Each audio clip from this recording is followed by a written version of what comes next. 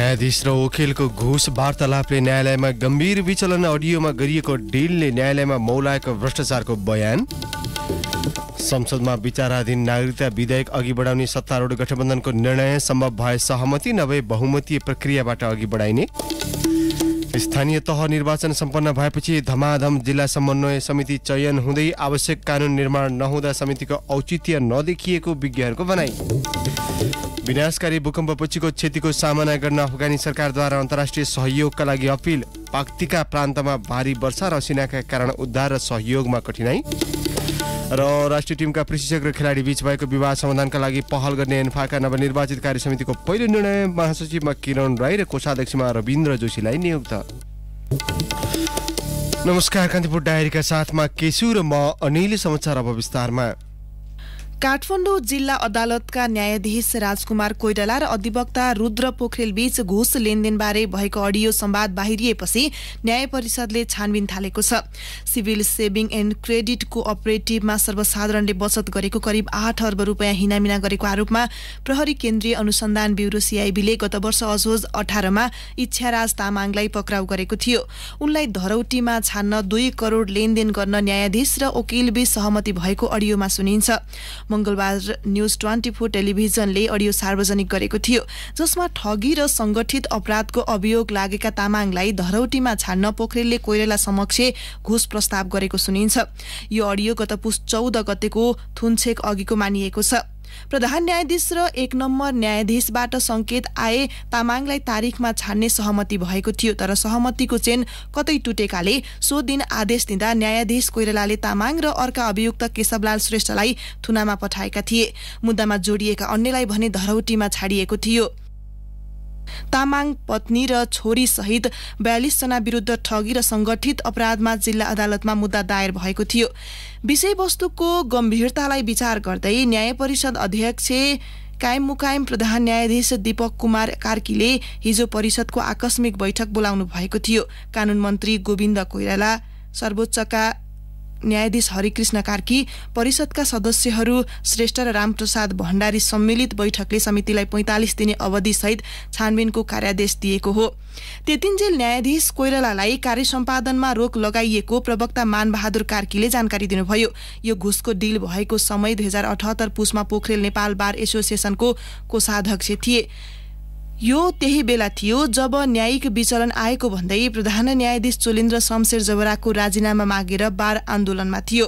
अधिवक्ता पोखरेल भने खुलेरै बारको आन्दोलनको विरोधमा र जबराको पक्षमा लागेका थिए। गत फागुन 1 मा प्रतिनिधि सभामा महाभियोग प्रस्ताव दर्ता भएपछि प्रधान न्यायाधीश जबरा निलम्बित हुनुहुन्छ, तर यो अडियोले उहाँलाई थप विवादमा ल्याएको छ। अडियोमा अधिवक्ता पोखरेलले प्रधान न्यायाधीश जबरा मार्फत जिल्ला अदालतका मुख्य न्यायाधीश राजु कुमार खतिवड़ालाई भन्न लगाउने आश्वासन दिएका छन्।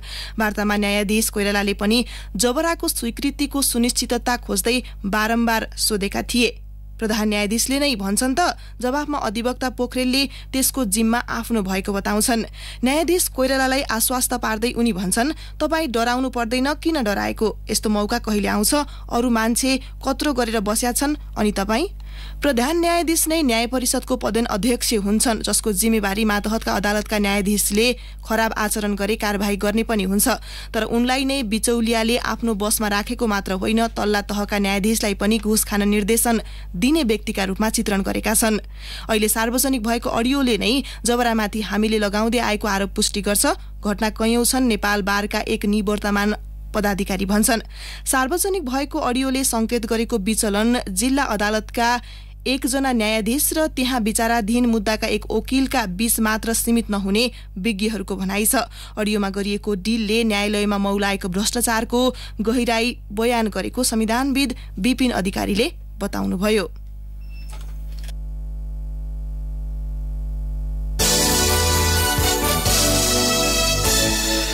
निर्वाचन मिति घोषणा गर्नु अघि नै सरकारले संसदबाट नागरिकता विधेयक पारित गर्ने गृह कार्य अघि बढाएको छ। सत्ता गठबन्धनको हिजो बसेको बैठकले सम्भव भए सहमतिबाट नभए बहुमतीय प्रक्रियाबाट अघि बढाउने निर्णय गरेको हो। संसदीय प्रक्रियामा अघि बढाउनु अघि राष्ट्रिय सहमति जुटाउन प्रयास हुने सरकारका एक मन्त्रीले बताए। संसदको चालु बैठकबाटै नागरिकता विधेयक पारित गर्ने भनेर सरकारले बजेटको नीति तथा कार्यक्रममै समावेश गरेको थियो। गृहमन्त्री बालकृष्ण खाँडले सहमतिकै आधारमा नागरिकता विधेयक अघि बढाउन प्रमुख प्रतिपक्षी एमालेका अध्यक्ष केपी शर्मा ओलीसँग केही दिन अघि छलफल समेत गर्नुभएको थियो। उहाँले बजेट पारित भए लगतै नागरिकता विधेयक अघि बढ्ने जनाउ समेत दिनुभएको थियो। विधेयक पारित नहुँदा जन्मका आधारमा नागरिकता पाएका व्यक्तिका सन्तान लामो समयदेखि नागरिकता विहीन छन्। यस्तो समस्या पहाड र हिमाली भेगको तुलनामा तराई मधेसमा बढी छ।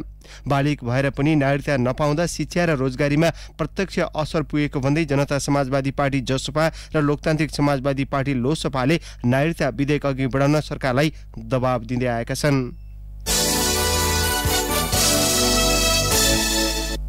नयाँ राहदानीका लागि राष्ट्रिय परिचय पत्र नम्बर अनिवार्य गरेपछि कैयौं सेवाग्राही शास्ति भोग्न बाध्य छन्। नारायण हिटी दरबार परिसर, ललितपुर र काठमाडौँ जिल्ला प्रशासन कार्यालय तथा सिंहदरबारका कर्मचारीका लागि गृह मन्त्रालय स्थित विभागको कार्यालयमा घण्टौं लाइन लाग्नुपर्ने अवस्था छ। ललितपुरमा सहायक प्रमुख जिल्ला अधिकारी हरिप्रसाद पन्तले एक दिनमा 250 को कोटा भए पनि सेवाग्राहीको चाप अत्याधिक हुने गरेको बताउनुभयो। उहाँले भन्नुभयो, आएकालाई सकेसम्म सेवा दिने हो, तर कर्मचारी र कार्यस्थल सेवा सुविधाको सीमितता छ। बिहान 9 देखि बेलुकी 6 बजेसम्म सेवा दिने गरेको बताए पनि मंगलबार 9:30 बजेसम्म पनि कर्मचारी आइपुगेका थिएनन्। काठमाडौँकी सहायक प्रमुख जिल्ला अधिकारी सुप्रभा खनाल ढुङ्गेलले दैनिक 300 को कोटा तोकिएको बताउनुभयो। उहाँले भन्नुभयो, अनलाइनमै फारम भरेर समय र मितिको अपोइन्टमेन्ट लिएर आएका हुन्छन्, तर यसै बेला मतदाता परिचय पत्रको विवरण भर्ने, नियमित नागरिकता र पासपोर्ट वितरणको कामले समस्या भइरहेको छ। जनशक्ति अभाव थियो, माग गर्यौं, टोकन दिने गरेका थियौं, अहिले अनलाइन गरेका छौं।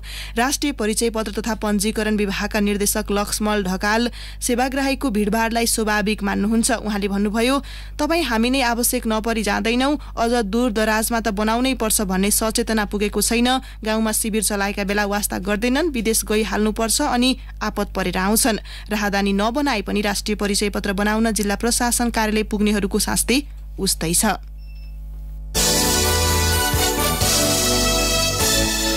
एम्बोस्ड नम्बर प्लेटको डिजाइन नै त्रुटिपूर्ण रहेकाले सवारी साधनमा जडान गर्ने समस्या हुने र जसोतसो गरिए पनि प्लेट झर्ने अवस्था रहेको पाइएको छ। प्रतिनिधि सभा अन्तर्गतको राज्य निर्देशक सिद्धान्त, नीति र दायित्वको कार्यान्वयन अनुगमन तथा मूल्याङ्कन समितिले हिजो एम्बोस्ड नम्बर प्लेट जडान सम्बन्धमा गरेको छलफलमा यातायात व्यवस्था विभागका महानिर्देशक नमराज घिमिरेले त्रुटिपूर्ण डिजाइनकै कारण प्लेट धोल्लो भई झर्ने गरेको स्वीकार गर्नुभयो। उहाँले समितिमा भन्नुभयो, सबै गाडीमा पछाडिको प्लेट वर्गाकार लाग्दैन, आयताकार लाग्छ। इम्बोस्ड नम्बर प्लेट डिजाइन गर्दा यसको कल्पना गरिएको थिएन। अगाडिको प्लेटका लागि मात्रै आयताकार कल्पना गरिएको थियो। यही एक त्रुटिले पछाडिको प्लेट धोल्लो जस्तो देखिने गरेको छ। सवारी साधनमा प्लेटको माथिबाट 2वटा किला नट राख्ने ठाउँ मात्र हुने र तलको भाग अड्याउनु परे गाडीमै थप पाल पार्नुपर्ने अवस्था रहेको उहाँले बताउनुभयो। विशेष गरी मोटरसाइकललाई डिजाइन गरिएको प्लेटको आकार ठूलो भएकाले धेरै समस्या देखिएको छ। अन्तर्राष्ट्रिय स्तरमा यसको आकार सानो बनाउन नमिल्ने उहाँले दाबी गर्नुभयो। उहाँले भन्नुभयो, तर यसो नगर्दा प्लेट राख्ने ठाउँभन्दा बाहिर निस्किन्छ, जसको कारण ग्यारेज वा पार्किङमा राख्दा अर्कोसँग ठोकिन्छ। यो एल्युमिनियम भएकाले प्लेट फ्रेम राखेर डिजाइन गर्नुपर्ने हो, नराख्दा समस्या भएको छ। फ्रेम नराख्दा गुडाउँदा हल्लिने र किल्लाका कारण एल्युमिनियम कुच्चिने र पाल ठूलो भएर प्लेट नै झर्ने गरेको उहाँले स्वीकार गर्नुभयो। छलफलमा पूर्व मन्त्री एवं एमाले सांसद भीम रावलले इम्बोस्ड नम्बर प्लेट अंग्रेजीमा लेख्नुपर्ने कारणबारे प्रश्न गर्नुभएको थियो। उहाँले भन्नुभयो, नेपालको संविधानको धारा 7 मा सरकारी कामकाजको भाषा देवनागरी लिपिमा लेखिने र नेपाली भाषा नेपालको सरकारी कामकाजको भाषा भन्ने उल्लेख छ। नेपाल सरकारले संविधानको सम्मान गर्नु पर्दैन। त्यति बेला जसले गरे नेपालको संविधान मिचेको होइन, उनीहरूलाई संविधान मिच्ने अधिकार छ। उहाँले जडानको ठेक्का लिने विदेशी कम्पनीले कुल रकमको 70% लैजाने कुरा गलत रहेको उल्लेख गर्नुभयो। गण्डकी प्रदेश सरकारले प्रदेश निर्वाचन क्षेत्र केन्द्रित निर्वाचन क्षेत्र पूर्वाधार विकास कार्यक्रम खारेज गरिदिएपछि सांसदहरू भने त्यसलाई बिउताउन लागि परेका छन्। अर्थमन्त्री रामजी प्रसाद बरालले यो कार्यक्रम बजेटमा समावेश नगरिदिएपछि बिउताउनु पर्ने अडान राख्दै बजेट प्रस्तुत गरेको एक साता भइसक्दा समेत सदनमा छलफल हुन सकेको छैन। सांसदहरूलाई मनोमानी रूपमा खर्च गर्न पाउने गरी दिइने यस्तो बजेटको व्यवस्था हटाइएकोमा बाह्य क्षेत्रले सकारात्मक प्रतिक्रिया जनाइरहेको छ। तर सत्तारूढ गठबन्धनकै सांसदहरू भने बिउताउनु पर्ने अडानमा अघि सरेका छन्। संघ र प्रदेश निर्वाचनको मुखमा ल्याइएको बजेटमा सो कार्यक्रम नसमेटिँदा सांसदहरूलाई आफ्नो क्षेत्रमा फर्किने वातावरण नबनेको भन्दै अर्थमन्त्रीको आलोचना भइरहेको छ। करिब 3 दशकसम्म निरन्तर केन्द्रीय सांसदका नाममा संघ सरकारले दिने गरेको बजेट समेत खारेज भइसकेको अवस्थामा प्रदेश सांसदहरूले भने त्यस्तै विवादास्पद कार्यक्रमलाई निरन्तरता दिन अड्डी राखेका हुन्। अर्थमन्त्री बरालले बजेट ल्याएको भन्दै सरकारको नेतृत्व गरेको कांग्रेस र उहाँको आफ्नै पार्टी माओवादी केन्द्रले असन्तुष्टि जनाएको छ। त्यसैका कारण असार 1 मै प्रस्तुत बजेटमाथिको छलफल सदनमा अझै सुरु हुन सकेको छैन। कान्तिपुर डायरीमा अब ब्रेकको पालो। कान्तिपुर डायरीमा अब बाँकी प्रसङ्ग सुरुमा कान्तिपुर सविस्तार। कान्तिपुर सविस्तार। स्थानीय तहको चुनावबाट निर्वाचित भएका जनप्रतिनिधिबाट 70 जिल्लामा जिल्ला समन्वय समिति गठन भइसकेको छ। जिल्ला समन्वय समितिमा 9 जना सदस्य रहने प्रावधान छ, जसका लागि कुनै पनि जिल्लाभरका स्थानीय तहका जनप्रतिनिधि मध्ये 3 जना अनिवार्य महिला हुनुपर्ने प्रावधान छ।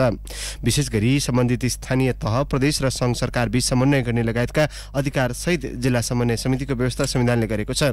तर आवश्यक कानुन निर्माण नहुँदा जिल्ला समन्वय समितिको औचित्य नदेखिएको विज्ञहरूले बताएका छन्। सिन्धुलीको जिल्ला समन्वय समितिले शिक्षा, स्वास्थ्य लगायत पूर्वाधारका क्षेत्रमा पालिका बीच समन्वय गराई अघि बढ्ने योजना बनाएको छ। हरिहरपुर गढी गाउँपालिका वडा 7 को अध्यक्ष समेत रहेका जिल्ला समन्वय समिति सिन्धुलीका अध्यक्ष कारसङ लामा सो योजना कार्यान्वयनमा लैजाने दाबी गर्दै भन्छन्। सिन्धुली जिल्लालाई चाहिँ समृद्ध बनाउन, सिन्धुली जिल्लाको गरिमालाई चाहिँ उच्च स्थानमा राख्नको लागि सबैको एउटा अनुभवलाई सँगाल्दै जिल्लामा रहेको सबै कार्यालयहरूका प्रमुखहरूसँग पनि के कति काम भएको छ त्यसलाई चाहिँ अलिकति तीव्रता ल्याउनको लागि मैले पहल गर्छु। निर्वाचन आयोगका अनुसार गत वैशाखमा सम्पन्न स्थानीय तहको निर्वाचन पश्चात हालसम्म 70 वटा जिल्लामा जिल्ला समन्वय समिति गठन भएका छन्। अन्य 7 वटा जिल्लामा समन्वय समिति गठन हुने चरणमा छन्। जिल्ला समन्वय समितिका पदाधिकारीले भने आफ्नो वास्तविक कामको पहिचानमै अलमल देखिएको बताएका छन्। रूपन्देहीका जिल्ला समन्वय समितिका अध्यक्ष उमाकान्त चपाई भन्छन्, गाउँपालिकाहरूले गरेका विकास निर्माणका कामहरूको अनुगमन र तिनै दुईटा कुराहरू मात्रै नै हाम्रो अधिकारमा दिएको रहेछ। ती बारेमा र थप के गर्न सकिन्छ अब त्यो सम्बन्धी मैले अब अध्ययन गर्दैछु र केही समयमा नै अब हामी यहाँ आइसकेपछि हामी फरक दृष्टिकोणले जानुपर्छ। हिजोको विशेष जसरी चल्यो त्योभन्दा अलि फरक दृष्टिकोणले र सम्मानित हिसाबले जानुपर्छ भन्ने हिसाबले मैले अध्ययन गर्दैछु। समन्वय समितिमा देखिएको कानुनी र नीतिगत समस्या मात्र होइन, यो निकायलाई तोकिएकै काम गर्न समेत सहज देखिएको छैन। कतिपय जिल्ला समन्वय समितिले नदीजन्य पदार्थको उत्खननलाई व्यवस्थित गर्ने योजना रहे पनि आवश्यक प्राविधिक जनशक्तिको अभाव रहेको गुनासो गरेका छन्। जिल्ला समन्वय समिति मोरङका अध्यक्ष अजम्बर राई भन्छन्, अहिले जीविसमा भन्नुहुन्छ भने एकजना पनि प्राविधिक रहेनछ। अनि यसलाई अब कसरी जाने भन्ने कुरामा अलिक चुनौती पनि छ। अब त्यसो भएको हुनाले यसलाई यसरी नै सरसहयोग लिएर सबै जनताको समर्थन लिएर सबै कर्मचारीहरूलाई पनि अब त्यो ढुङ्गाले राखेर अगाडि बढ्नुपर्छ भन्ने खालको सोच रहेको छ होइन। संविधानले तोके अनुसार जिल्ला समन्वय समितिले सम्बन्धित स्थानीय तहहरूबीच समन्वय गर्ने, जिल्लाभित्रको विकासमा सन्तुलन गर्ने गरी अनुगमन गर्ने, संघीय तथा प्रादेशिक कार्यालयहरूको बीचमा समन्वय गर्ने र प्रदेशको कानून बमोजिम अघि बढ्ने हो। तर संघीयता लागू भई दोस्रो पटक स्थानीय तहको गठन भइसक्दा समेत जिल्ला समन्वय समितिका लागि कानून निर्माण नभएकाले समितिहरू अलमल झैं देखिएको संघीयताविद बालानन्द पौडेलको भनाइ छ। जिल्लाभित्रका स्थानीय सरकारहरूको बीचमा जुन विकासको सन्तुलनलाई कायम गर्ने दृष्टिकोणबाट मात्रै अनुगमन गर्ने कुरा गरेको छ। त्यसले गर्दाखेरि उहाँहरूको जिम्मा नै प्रष्ट भएन। समन्वय गर्नलाई पनि सर्टेन उहाँहरूलाई चाहिँ कानुनी औजारहरू दियो भने चाहिँ जस्तो कतिपय पालिकाहरूको बीचमा चाहिँ जोइन्ट सर्भिस अरेन्जमेन्टमा जान सकिन्छ। त्यो कुराहरू पालिकाहरूलाई राखेर उहाँहरूले त्यो फ्रेमवर्क बनाइदिन सक्नुहुन्छ, त्यसमा काम गर्न सक्नुहुन्छ, सहजीकरण सक्नुहुन्छ, जसले गर्दा स्थानीय सरकारहरूको दक्षता बढ्न जान्छ, कम लागतमा धेरै सेवाहरू दिन सकिने हुन्छ होला। जिल्ला समन्वय समितिले पालिका, प्रदेश तथा संघसँग समन्वयका लागि आवश्यक ढाँचा संरचनागत रूपमा काम गर्ने वातावरण नबनेको प्रष्ट देखिने विज्ञहरूको धारणा छ। एकातिर कानूनको अभाव तथा अर्कोतिर प्रभावहीन उपस्थितिले जिल्ला समन्वय समितिको महत्व नदेखिएको पौडेल बताउँछन्। आगामी दिनमा चाहिँ जिल्ला समन्वय समिति माथि नै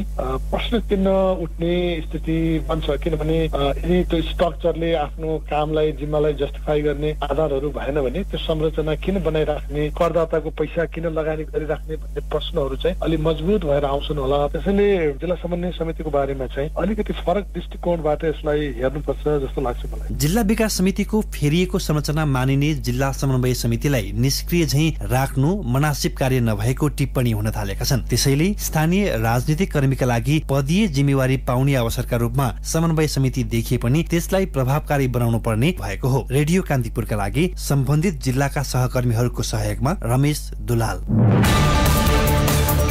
कान्तिपुर सविस्तार।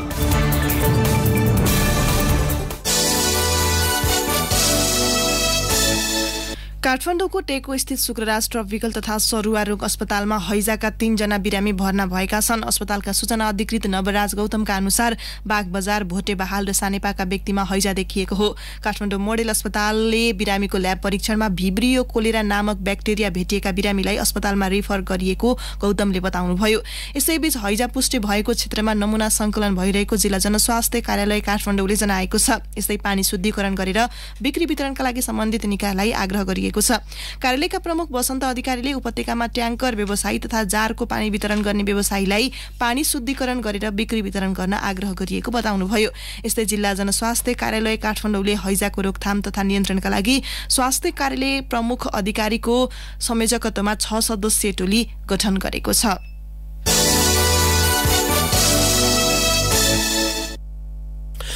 अख्तियार दुरुपयोग अनुसन्धान आयोगले अकुत सम्पत्ति आर्जन गरेको आरोपमा अर्का तत्कालीन नायब सुब्बा र उनको परिवारका 4 जना विरुद्ध भ्रष्टाचार आरोपमा मुद्दा दायर गरेको छ। अख्तियारले तत्कालीन नायब सुब्बा गणपति झा विरुद्ध करिब 2.5 करोड रुपियाँ अकुत सम्पत्ति आर्जन गरेको आरोपमा हिजो विशेष अदालतमा मुद्दा दायर गरेको हो। 2039 मक्सिर 9 मा खरदार गाविस सचिवबाट सरकारी सेवा प्रवेश गरेका धनुषा जनकपुर धाम उपमहानगरपालिका 20 देवपुराका 58 वर्षीय झाले 2078 साउन 3 मा नायब सुब्बाबाट अवकाश पाएका थिए। तत्कालीन जिल्ला विकास समिति कार्यालय कैलाली र धनुषा, भौतिक पूर्वाधार तथा यातायात मन्त्रालय डिभिजन सडक कार्यालय जनकपुर, हेभी इक्विपमेन्ट डिभिजन कार्यालय जनकपुर, गृह मन्त्रालय र अवकाश हुँदा जिल्ला प्रशासन कार्यालय धनुषा गरी 8 ठाउँमा कार्यरत झा धनुषा प्रशासनबाटै अनिवार्य अवकाशमा गएका थिए। सरकारी सेवामा हुँदा उनले सेवाग्राहीबाट घुस माग्नेदेखि निर्माण कार्यमा कमिसन खोज्ने र आफैले कागज मिलाएर आफन्तका नाममा निर्माण कम्पनी खोल्नेसम्मका काम गरेका थिए। अख्तियारले सरकारी सेवामा छँदा गैर कानुनी सम्पत्ति कमाएर परिवारका नाममा समेत राखेको कसुरमा पत्नी र 3 छोरा विरुद्ध पनि मुद्दा दायर गरेको छ।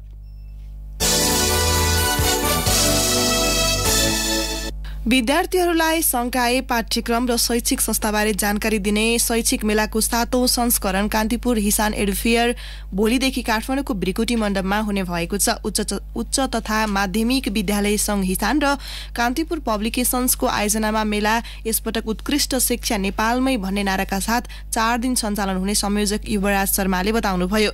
आयोजकले पत्रकार सम्मेलन गर्दै एडुफेयरबारे जानकारी दिएको हो।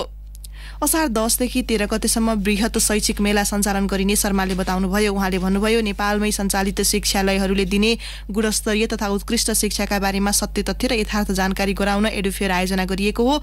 विद्यार्थी र अभिभावकहरू निशुल्क रूपमा मेलामा प्रवेश गरी शिक्षण संस्था, विषय, पठन पाठन विधि लगायत विविध विषयमा जानकारी लिन सक्नेछन्। एसईई पछि कक्षा 11 र 12 मा भर्ना हुने विद्यार्थीलाई लक्षित गरी मेला आयोजना गरिएको हिसानले जनाएको छ।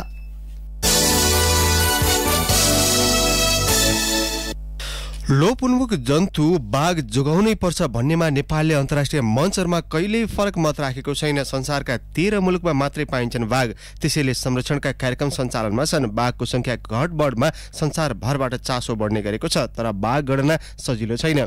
मुलुकका निकुञ्ज तथा मध्यवर्ती क्षेत्रहरूमा हरेक महिना 3 जना मानिस बाघको आक्रमणमा पर्ने गरेका छन्। पछिल्लो 3 वर्षमा बाघ आक्रमणको घटनालाई विश्लेषण गर्दा यस्तो तथ्य पाइएको हो। बाघबाट मान्छेलाई जोगाउने उपायमा काम हुनै बाँकी रहेको यसबाट बुझ्न सकिन्छ। बितेका 3 वर्षमा निकुञ्जमा पर्ने क्षेत्रमा पर्ने वनभित्र 104 जना मानिसहरू बाघको आक्रमणमा परिसकेका छन्। रामायण यात्राका लागि भारतीय रेल नयाँ दिल्लीबाट पर्यटक लिएर जनकपुर आउने भएको छ। 600 धार्मिक पर्यटक लिएर आउने रेलको स्वागतका लागि जनकपुरमा तयारी गरिएको छ। रामायण सर्किटमा सञ्चालन हुने भारत गौरव टुरिस्ट रेल नन्दीग्राम, बनारस, प्रयागराज, चित्रकूट, नासिक, हम्पी, रामेश्वरम र भद्राचलम, अयोध्या, सीतामढी हुँदै नेपाल भारत सिमाना जयनगरबाट जनकपुर आइपुग्ने मध्य प्रदेशका उद्योग, पर्यटन तथा वन मन्त्री शत्रुघ्न महतोले बताउनुभयो। कान्तिपुर डायरीमा पुनः ब्रेकको पालो। कान्तिपुर डायरीमा अब आर्थिक प्रसङ्ग लगानी योग्य रकम अभावमा कर्जा प्रवाह गर्न नसकिएको भनिएको समयमा पनि ब्याङ्क तथा वित्तीय संस्थाले करिब 4 करोड रुपियाँ बराबरको कर्जा स्वीकृत गरेका छन्। यो ब्याङ्क तथा वित्तीय संस्थाले सबै प्रक्रिया पूरा भएर ऋणीको खातामा पैसा राख्न बाँकी रहेको अवस्था हो। तरलता अभाव भएर लगानी गर्ने पैसा नभएको भनिएको अवस्थामा पनि ब्याङ्क तथा वित्तीय संस्थाले यति ठूलो परिमाणमा कर्जा स्वीकृत गर्नुलाई वित्त बजारमा चासोका रूपमा हेरिएको छ। ब्याङ्क तथा वित्तीय संस्थाले स्वीकृत गरेर प्रतिबद्धता व्यक्त गरिसकेको सबै कर्जा एकै पटक भुक्तानी गर्ने भन्ने हुँदैन। परियोजनाको प्रकृति ब्याङ्क र ग्राहक बीचको सम्झौता लगायत चरणबद्ध आधारमा पनि ऋणीको खातामा ब्याङ्कले पैसा राखिदिने गरेका छन्। तर अहिले ब्याङ्क तथा वित्तीय संस्थाले स्वीकृत गरेर प्रवाह गर्न बाँकी कर्जाको प्रकृति हेर्दा चरणबद्ध रूपमा दिनुपर्ने ऋण नभई पैसा नभएकै कारणले रोकेको देखिने राष्ट्र ब्याङ्क स्रोतले बताएको छ। यसरी आफूसँग पैसा नभएको र निश्चित समयमा रकम आउने सुनिश्चितता समेत नभएको अवस्थामा ब्याङ्क तथा वित्तीय संस्थाले धेरै कर्जा स्वीकृत गरेर राख्नुले ब्याङ्कहरू योजनाबद्ध रूपमा नचलेको पुष्टि हुने जानकारहरू बताउँछन्। वातावरणीय अध्ययन बिना नै सबैतिर उत्खननमा बढ्ता जोड दिँदै आएका स्थानीय तहहरूलाई नै सहज हुने गरी सरकारले वन नियमावली 2079 बनाएको पाइएको छ। स्थानीय तहहरूले राष्ट्रिय वन क्षेत्रभित्र बग्ने नदीमा समेत ढुङ्गा, गिटी र बालुवा उत्खनन, संकलन र बिक्री गर्न पाउने गरी सरकारले वन नियमावली बनाएको हो। मन्त्री परिषदले 1 महिना अघि स्वीकृत गरे पनि प्रधानमन्त्री कार्यालयबाट वन तथा वातावरण मन्त्रालयमा मंगलबार मात्र फर्किएको नियमावलीमा नेपाल सरकारले राजपत्रमा तोकेको मापदण्ड र समयावधिको अधीनमा रही डिभिजन वन कार्यालयको सिफारिसमा सम्बन्धित स्थानीय तहले खुला प्रतिस्पर्धाबाट नदीजन्य पदार्थ संकलन र बिक्री वितरण गर्न सक्ने उल्लेख छ। त्यसरी दिँदा वातावरणीय अध्ययन प्रतिवेदनमा तोकिएको परिमाणमा दिइने नियमावलीमा व्यवस्था छ। अफगानिस्तानमा गएको 6.1 म्याग्निच्युडको विनाशकारी भूकम्पका कारण भएको क्षतिको सामना गर्न अन्तर्राष्ट्रिय सहयोगका लागि आह्वान गरिएको छ। अन्तर्राष्ट्रिय सहयोग एजेन्सी छिमेकी मुलुक, क्षेत्रीय संगठन सहित अन्य मुलुकहरूसँग समेत अफगानिस्तान सरकारले सहयोगका लागि अपील गरेको हो। भूकम्पका कारण त्यहाँ 1000 भन्दा बढी मानिसको मृत्यु भइसकेको छ। 1500 जना घाइते भएका छन्। संयुक्त राष्ट्रसङ्घले आपतकालीन वासस्थान र खाद्यान्न सहयोग गरिरहेको बीबीसीले उल्लेख गरेको छ। सबैभन्दा बढी प्रभावित पाक्तिका प्रान्तमा भारी वर्षा र असिनाका कारण उद्धार र सहयोग कार्य कठिनाई भएको छ। अफगानिस्तानमा गएको भूकम्पको धक्का पाकिस्तान र भारतसम्म महसुस गरिएको थियो। तालिबान सरकार उच्च अधिकारी अब्दुल कहार बाल्खीले विभिन्न प्रतिबन्धका सामना गरिएका कारण आवश्यकता अनुसार सहयोग गर्न असमर्थ रहेको स्पष्टीकरण दिनुभएको छ। अब खेल प्रसङ्ग। अखिल नेपाल फुटबल संघ एन्फाको अध्यक्षमा निर्वाचित भए लगतै पंकज विक्रम नेमाङले पहिलो बैठकबाटै विवादास्पद प्रशिक्षक अब्दुल्लाह अल्मुताइरीबारे निर्णय गर्ने बताएका थिए। त्यसै अनुसार हिजोको बैठकले राष्ट्रिय टिमका प्रशिक्षक र खेलाडीबीच भएको विवादलाई लिएर प्रतिवेदनको सुझाव अनुसार अगाडि बढ्ने निर्णय गरेको छ। अध्यक्ष नेमाङले भन्नुभयो, हामीले खेलाडीहरूलाई ससम्मान आउने राष्ट्रिय टिमको बन्द प्रशिक्षणमा बोलाउने निर्णय गरेका छौं। प्रशिक्षकको विषयमा प्रतिवेदनले जे सिफारिस गर्यो त्यसको कार्यान्वयनका निम्ति सचिवालयलाई जिम्मा दिएका छौं। प्रशिक्षकबारे प्रतिवेदनको सुझाव अनुसार प्रशिक्षक र कतार एफए सँग सम्पर्क गरेर अघि बढ्छ। छानबिन समितिको प्रतिवेदनले एसियन कप 2023 छनौटपछि अल्मुताइरीको विकल्प खोज्न सुझाव दिएको थियो। यसैबीच एन्फाको नवनिर्वाचित कार्यसमितिको पहिलो बैठकले महासचिवमा किरण राई र कोषाध्यक्षमा रविन्द्र जोशी र अन्तर्राष्ट्रिय सम्बन्ध प्रमुखमा नवीन पाण्डेलाई नियुक्त गरेको छ।